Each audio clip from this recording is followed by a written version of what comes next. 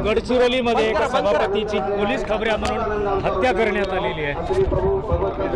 एक माजी सभापती आहेत, त्यांची हत्या करण्यात आलेली आहे आणि त्या ठिकाणी जो काही कागद माओवाद्यांनी ठेवला आहे त्यात पोलिसांचा खबऱ्या असल्याबद्दल त्यांच्यावर आरोप करण्यात आलेला आहे। या संदर्भात पोलीस काम करतायत। साधारणपणे कोणी केलं असेल याचा अंदाज त्यातनं येतो आहे आणि निश्चितपणे त्यांच्यावर कारवाई ही केली जाईल।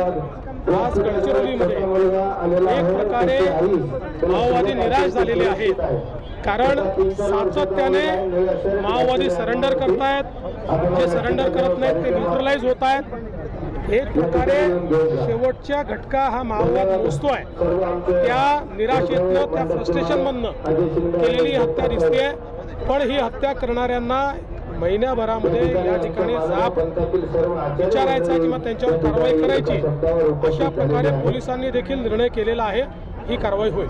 रेल्वे बजेटचे रेल्वेसाठी जे बजेट दिले महाराष्ट्रात अर्बन सेवेसाठी 2000 कोटी दिले, 2300 कोटी आणि बुलेट ट्रेनसाठी मात्र 4500 कोटी दिले आहेत। दरवर्षी अर्बन सेवेकरता निधी महाराष्ट्राला मिळतो। दरवर्षी मिळालेला हा निधी आहे। बुलेट ट्रेन करता फक्त कन्स्ट्रक्शनचा निधी मिळतो, त्यामुळे तो 4000 कोटी आहे। मला असं वाटतं की थोडं डोकं लावलं आणि समजून घेतलं तर या गोष्टी समजू शकतात, पण विरोधकांना तर समजायचं।